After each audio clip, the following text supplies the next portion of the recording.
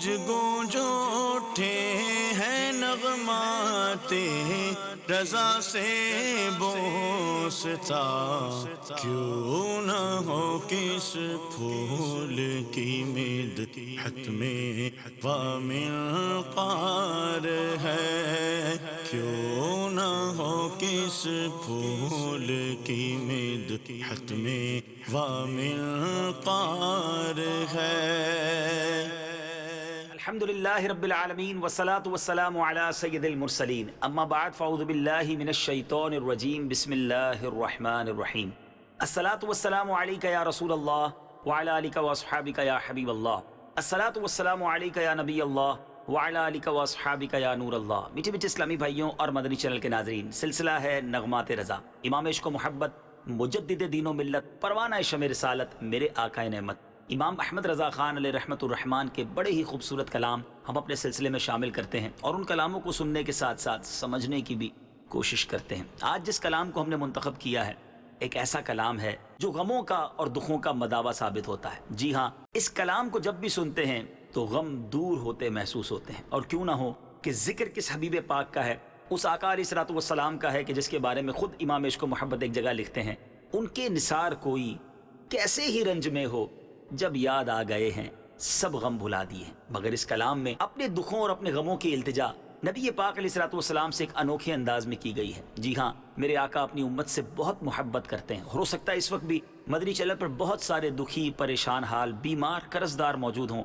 آئیے آقا علیہ الصلوۃ والسلام کی بارگاہ میں غمگین دل کے ساتھ التجا پیش کرتے ہیں۔ زبان ہے امام عشق و محبت اعلیٰ حضرت کی، کلام ہے اعلیٰ حضرت کا، انشاءاللہ ان کی زبانی، ان کے قلم سے لکھے گئے اس کلام کی برکتیں حاصل کرتے ہیں۔ اللہ کریم آج کے اس مبارک کلام کی برکت سے ہم سب کے دکھوں کو، غموں کو، پریشانیوں کو، مصیبتوں کو دور فرمائے۔ نبی پاک کی ایک نظر پڑ گئی تو انشاءاللہ ساری مصیبتیں اور ساری پریشانیاں دور ہوں گی۔ کلام ہے: غم ہو گئے بے شمار آقا، بندہ تیرے نثار آقا۔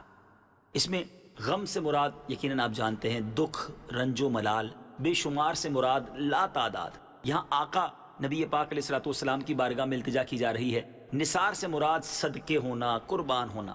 اس شعر میں اعلیٰ حضرت اپنے آقا و مولا صلی اللہ علیہ وسلم کی بارگاہ میں کس انوکھے انداز میں، کس دل گرفتہ اور غمگین انداز میں عرض کر رہے ہیں کہ یا رسول اللہ، آپ کا یہ عاجز غلام آپ پر قربان ہو جائے، میرے غم بے حد بڑھ گئے ہیں، بہت زیادہ بڑھ گئے ہیں۔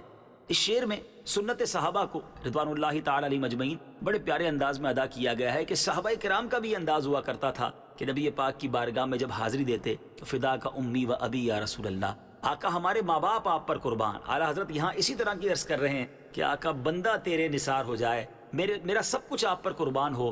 آقا نگاہ کرم فرمائیے، غم بے حد ہو گئے ہیں۔ میرے بیچ اسلامی بھائیوں، بلکہ نبی پاک علیہ الصلوۃ والسلام کی ایک خوبصورت حدیث پاک ہے، بخاری شریف کی حدیث ہے کہ میرے آقا علیہ الصلوۃ والسلام فرماتے ہیں کہ میرے دنیا سے پردہ فرمانے کے بعد میری امت کے کچھ لوگ ایسے ہی رہیں گے اور وہ تمنا کریں گے کہ کاش مال و جان کے بدلے میں حضور کی زیارت ہو جائے۔ سبحان اللہ۔ اور میرے میٹھے اسلامی بھائیوں، صحابہ کرام علیہ رضوان کا یہ انداز رہا، اور خود اعلیٰ حضرت نے اپنے آپ کو، اپنا سب کچھ نثار کرنے کی بات اپنے کلام میں بھی کی۔ لکھتے ہیں: کروں تیرے نام پہ جاں فدا، نہ بس ایک جاں دو جہاں فدا، دو جہاں سے بھی نہیں جی بھرا، کروں کیا کروڑوں جہاں نہیں۔ یاد رہے میرے بیچ اسلامی بھائیوں کہ پیارے آقا علیہ الصلوۃ والسلام اپنے امتی کے دکھ کا احساس رکھتے۔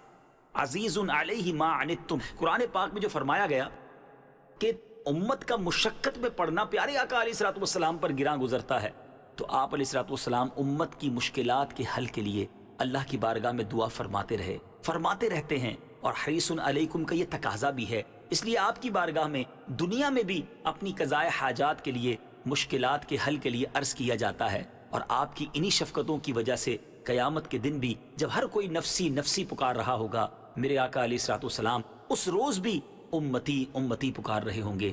گویا آپ جسم میں آنکھ کی طرح ہر کسی کے دکھ درد کو محسوس کرتے ہیں۔ دیکھیں نا، پورے جسم میں کہیں بھی درد ہو، آنکھ فوراً بہہ نکلتی ہے، آنسو فوراً بہہ جاتا ہے۔ شاعر لکھتے ہیں نا: مبتلائے درد کوئی عضو ہو، روتی ہے آنکھ، کس قدر ہمدرد سارے جسم کی ہوتی ہے آنکھ۔ تو پیارے آقا علیہ الصلوۃ والسلام سے عرض کی جا رہی ہے کہ آقا آپ کریم ہیں، آپ ہم پر مہربان ہیں، اب بہت غم ہو گئے ہیں اور میں آپ پر نثار ہو جاؤں، ایسی نگاہ فرمائیے کہ یہ غم دور ہو جائیں۔ گویا اس پورے کلام میں اپنی مشکلوں، اپنی پریشانیوں، اپنے دکھوں کے لیے اپنے آقا علیہ الصلوۃ والسلام کی بارگاہ میں استغاثہ کیا گیا ہے۔ میں چاہوں گا، التجا کروں گا کہ آج کے سلسلے کو بڑی توجہ کے ساتھ بھی سننا ہے، مدینے والے آقا علیہ الصلوۃ والسلام کی طرف لو لگا کر سننا ہے۔ کیا معلوم آج نگاہ مصطفیٰ صلی اللہ تعالی علیہ وسلم ایسی ہم پر پڑ جائے کہ ہمارے دنیاوی اور اخروی تمام دکھ دور ہو جائیں۔ آئیے سنتے ہیں۔ غم ہو گئے بے شمار آقا، بندہ تیرے نثار آقا۔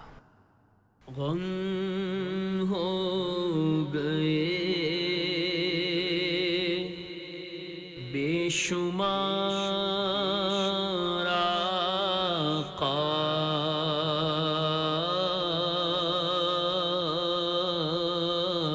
غم ہو گئے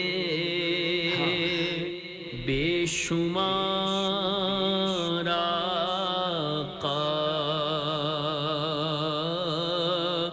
بندہ تیرے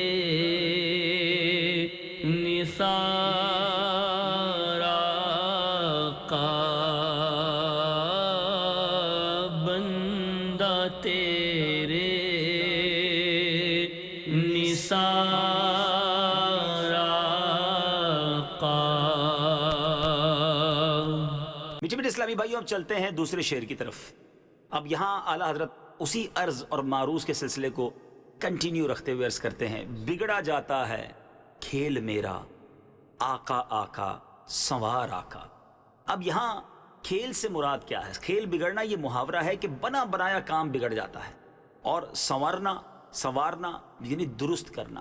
اب یہاں عرض کیا کی جا رہی ہے نبی پاک علیہ الصلوۃ والسلام سے کہ یا رسول ہاشمی صلی اللہ تعالی علیہ وسلم، میرا بنا بنایا کام دن بدن بگڑتا جا رہا ہے، یا رسول اللہ میرے کام کو سنوار دیجئے۔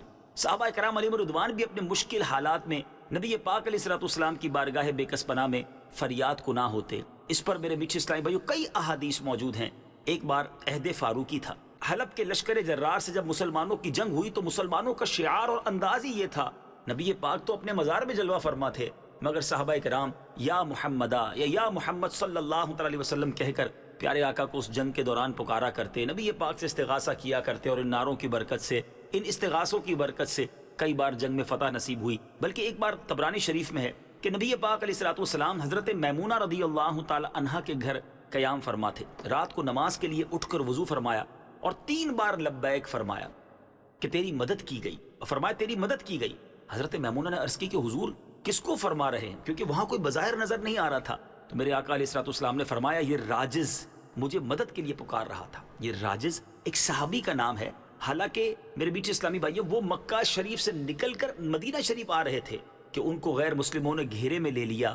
اس وقت انہوں نے امداد کے لیے پکارا تو نبی پاک علیہ الصلوۃ والسلام نے اپنے گھر سے گویا اس آواز کو سنا اور فرمایا لبیک تیری مدد فرمائی گئی۔ تو میرے بیچ اسلامی بھائیوں صحابہ کرام کا یہ انداز تھا کہ جب کسی مشکل میں ہوتے سرور کونین صلی اللہ تعالی علیہ وسلم کی بارگاہ میں التجا کیا کرتے، اور اسی انداز کو اعلیٰ حضرت نے اپنایا ہے کہ یا رسول اللہ میرے بنے بنائے کام بگڑ رہے ہیں۔ یہاں بہت ساری اس کی توجیہ پیش کی جا سکتی ہیں، ہم جو جس نیت کے ساتھ پڑھے۔ اگر آج کوئی کاروباری طور پہ پریشان ہے، کوئی اپنے گھریلو پریشانیوں کا شکار ہے، کوئی جناب اپنے فیملی کے اندر پریشانی کا شکار ہے، کسی کا کوئی مسئلہ ہے، بلکہ ہم سب ایک بڑی پریشانی میں تو ضرور گرفتار ہیں، اور اس کا خیال سب سے زیادہ ہونا چاہیے کہ ہم گناہوں کے مرض میں مبتلا ہو گئے ہیں، نیکیوں پر عمل کرنا بڑا مشکل ہو گیا ہے، شیطان ہمارے ارادوں کو پامال کر دیتا ہے۔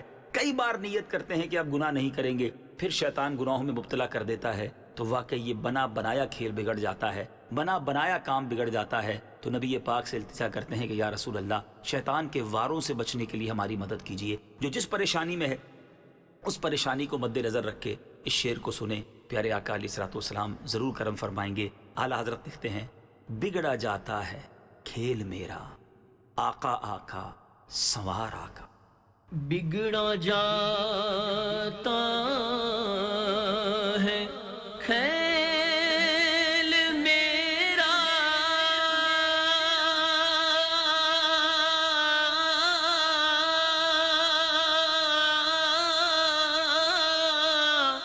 بگڑا جاتا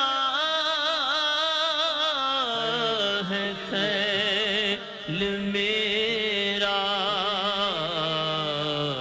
آقا کا سنوار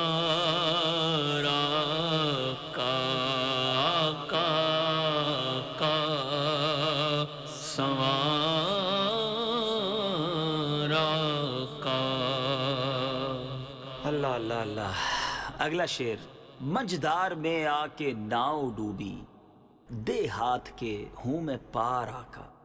نبی پاک علیہ الصلوۃ والسلام سے کیا خوبصورت انداز ہے التجا کرنے کا۔ اب یہاں منجدار سے مراد بھنور ہے، اور یہ نارملی جب کسی کشتی کو دیکھا جاتا ہے کہ وہ بیچ سمندر میں پھنس جاتی ہے، ایک بھنور آ جاتا ہے یا وہ پرخچے اڑنے والا طوفان آ جاتا ہے، تو منجدار اسے کہا جاتا ہے۔ ناؤ سے مراد یہاں کشتی ہے۔ اب یہ اعلیٰ حضرت امام اہل سنت کس محاوروں کے استعمال کے ساتھ اپنی زندگی کی ناؤ، اپنی زندگی کی کشتی کے بارے میں التجا کرنے کہ یا رسول اللہ، اب میری جو کشتی ہے وہ طوفان میں پھنس گئی ہے، کیسے پار ہوگا، یہ سارا زندگی کا جو سفر ہے یہ کیسے آگے بڑھے گا؟ یا رسول اللہ اپنا ہاتھ دیجئے، آپ امت کے ناخدا ہیں، آپ امت کی کشتی کے نگہباں ہیں، کرم کیجئے کہ میری یہ کشتی کنارے لگ جائے۔ نبی پاک علیہ الصلوۃ والسلام کی نگاہ کرم ہوئی تو انشاءاللہ ہمارا بھی بیڑا پار ہو جائے گا۔ اب اس میں بہت سارے تصورات شامل کیے جا سکتے ہیں، جیسا کہ میں نے شروع میں کہا، کوئی دنیاوی پریشانیوں کو بھی مد نظر رکھ کے پیارے آقا کی بارگاہ میں التجا کر سکتا ہے، اور جو اپنی آخرت کے بارے میں فکر مند ہیں، ہم سب کو ہونا چاہیے، تو وہ بھی التجا کر سکتے ہیں کہ یا رسول اللہ، ان گناہوں کے سمندر سے، ان گناہوں بھرے معاملات سے میں کیسے پار لگوں گا، ایمان سلامت لے کر دنیا سے کیسے جاؤں گا؟ یا رسول اللہ اپنی کرم نوازی فرمائیے۔ بہت سارے اس طرح کے وظائف بھی تو ہیں جس میں نبی پاک سے ہاتھ پکڑنے کی التجا کی گئی ہے۔ یا رسول اللہ انظر حالنا، یا حبیب اللہ اسمع قولنا، اننی فی بحر ہم مغرق خذ یدینا سہل لنا اشقالنا۔ آقا ہمارا ہاتھ پکڑیے اور ہمیں اس مصیبت سے، اس پریشانی سے نجات دلائیے۔ یہاں بھی میرے میٹھے اسلامی بھائیوں، امام بخاری نے ایک بڑی پیاری حدیث لکھی ہے کہ حضرت عبداللہ ابن عمر رضی اللہ تعالیٰ عنہما کا پاؤں مفلوج ہو گیا، پاؤں میں آپ نے دیکھا ہوگا سن ہو جاتا ہے پاؤں، تو کسی نے آپ کو علاج بتایا کہ لوگوں میں جو سب سے زیادہ آپ کو محبوب ہے اس کو یاد کیجئے۔ تو حضرت عبداللہ ابن عمر رضی اللہ تعالیٰ عنہ نے چلا کر کہا یا محمد، یعنی آپ نے نبی پاک علیہ الصلوۃ والسلام کو پکارا، ابھی پکارنا تھا، پیارے آقا کی طرف التجا کرنی تھی کہ وہ پیر درست ہو گیا۔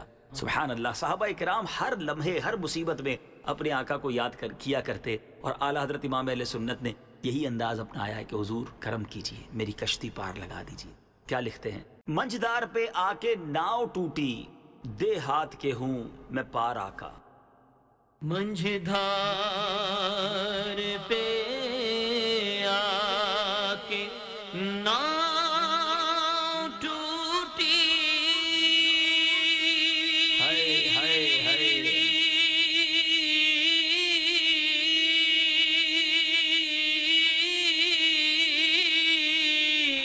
منجھدار پہ آ کے ناؤ ٹوٹی، دے ہاتھ کے ہوں میں پار آقا،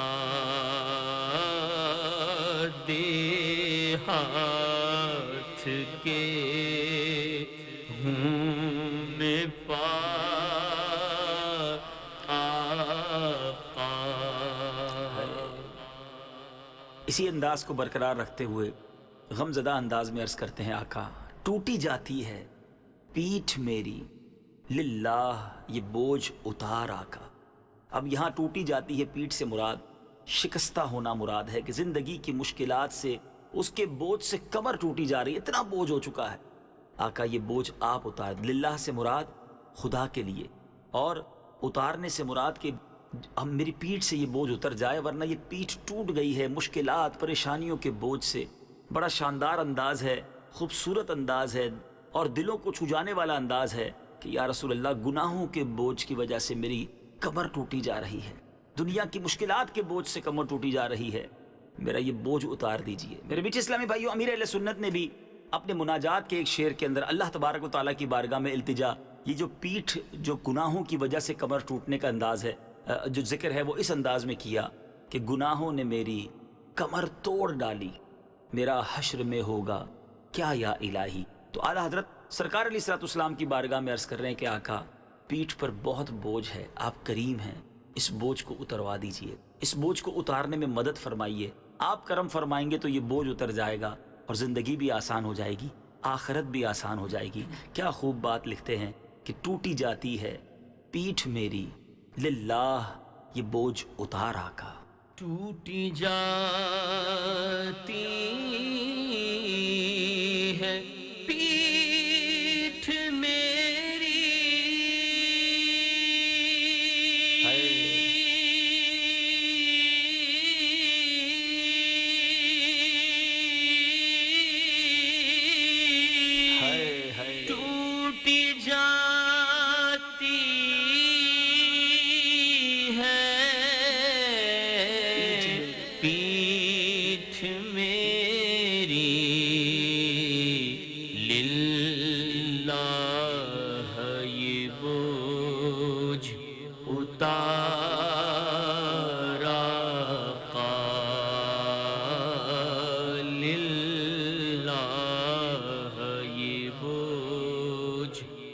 مختار آقا.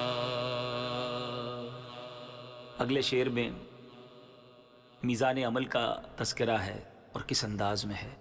ہلکا ہے اگر ہمارا پلہ، بھاری ہے تیرا وقار آقا. یہاں ہلکا سے مراد کم وزن، پلے سے مراد ترازو کا جو پلڑا ہو، اور وقار سے مراد مرتبہ و مقام ہے. قیامت کے دن اعمال تولے جائیں گے. آقا کی بارگاہ میں عرض کیا جا رہا ہے یا رسول اللہ یقیناً گناہ بہت زیادہ ہیں، نیکیاں بہت تھوڑی ہیں، ہمارا پلہ تو ہلکا ہی ہے. یا رسول اللہ امتی آپ کے ہیں، غلام آپ کے ہیں، آپ کا وقار بہت بھاری ہے. اگر آپ ہمارے میزان عمل پر تشریف لے آئے، آپ نے اپنے کرم سے اس پلے کو بھاری کر دیا تو ہی بیڑا پار ہوگا. ورنہ تو ہمارا اگر اسکیل پر نامہ اعمال پر فیصلہ ہوا اور میزان عمل پر فیصلہ ہوا تو پھر تو ہم نے ناکام ہی ہونا ہے. آقا امتی آپ کے ہیں، کرم کیجئے گا، میزان عمل پر بھول نہ جائیے گا. ایک اور جگہ اعلیٰ حضرت امام اہل سنت لکھتے ہیں نا، اپنے کرم سے ہم ہلکوں کا پلہ بھاری بناتے ہی ہیں. تو آقا علیہ الصلوۃ والسلام خود بھی قیامت کے دن انہی جگہوں پر کرم فرما ہوں گے کہ خود ایک بار ایک صحابی سے میرے آقا علیہ الصلوۃ والسلام نے ارشاد فرمایا کہ اگر مجھے قیامت کے دن تلاش کرنا ہو تو میزان عمل پر ڈھونڈ لینا، یا حوض کوثر پر ڈھونڈ لینا، یا پل صراط پر ڈھونڈ لینا. گویا اپنے غلاموں کی مدد ہی فرما رہے ہوں گے. تو اعلیٰ حضرت اس دن کی یاد کرتے ہوئے پیارے آقا سے التجا کس خوبصورت انداز میں کر رہے ہیں کہ آقا ہلکا ہے اگر ہمارا پلہ، بھاری ہے تیرا وقار آقا. ہلکا ہے اگر ہمارا پلہ،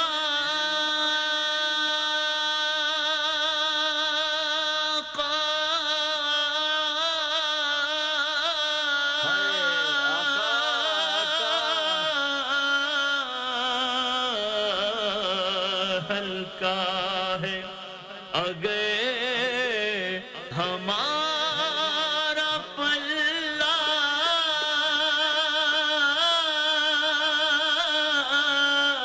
ہلکا ہے اگر ہمارا پلہ، بھاری ہے تیرا وقار آقا،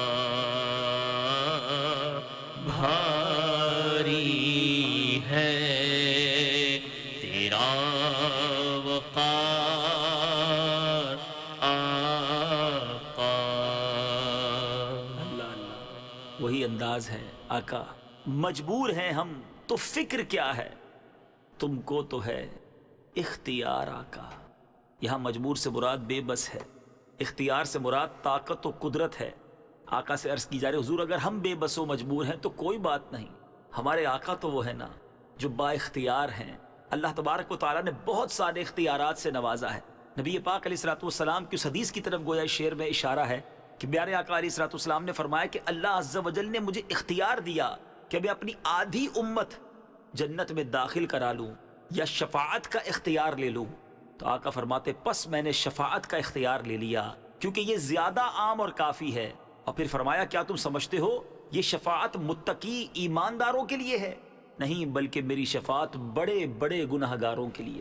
اعلیٰ حضرت خود ہی لکھتے ہیں نا، کیا ہی ذوق افزا شفاعت ہے تمہاری واہ واہ، قرض لیتی ہے گناہ پرہیزگاری واہ واہ. یاد رکھیے گا کہ قیامت کے دن ایک ہی ہستی ہے جس کی چلنی ہے. احادیث میں یہ مضمون ملتا ہے کہ میرے آقا سجدے میں جب امت کے لیے فریاد رسی کر رہے ہوں گے تو ارشاد ہوگا اے محمد صلی اللہ تعالی علیہ وسلم سر اٹھائیے، مانگیے آپ کو عطا کیا جائے گا، آپ جو فرمائیں گے اس کی وہ بات پوری کی جائے گی. اللہ غنی اس دن بھی اختیار اللہ کی عطا سے ہمارے آقا علیہ الصلوۃ والسلام کو ہوگا. تو آقا علیہ الصلوۃ والسلام کی بارگاہ میں اسی بات کو عرض کیا جا رہا ہے کہ آقا محشر کے دن ہم تو بے بس ہوں گے، ہم تو مجبور ہوں گے، اتنے گناہ ہیں کہ جواب بھی نہیں ہوگا. بس امید یہ ہے کہ آپ با اختیار ہیں اور آپ با اختیار ہو کر اپنے امتیوں کو ضرور شفاعت کی نوید سنائیں گے اور اپنے ساتھ جنت میں لے جائیں گے. اسی توقع اور اسی امید کو ایک شاعر نے کیا خوب لکھا نا،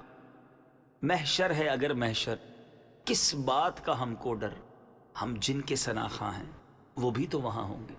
ایک اور شاعر لکھتے ہیں نا، دوزخ میں تو کیا میرا سایہ نہ جائے گا، دوزخ میں تو کیا میرا سایہ نہ جائے گا، کیونکہ رسول پاک سے دیکھا نہ جائے گا۔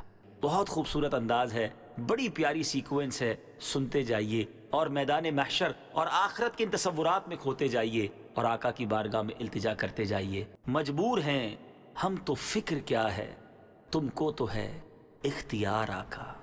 مجبور ہیں ہم تو فکر کیا ہے،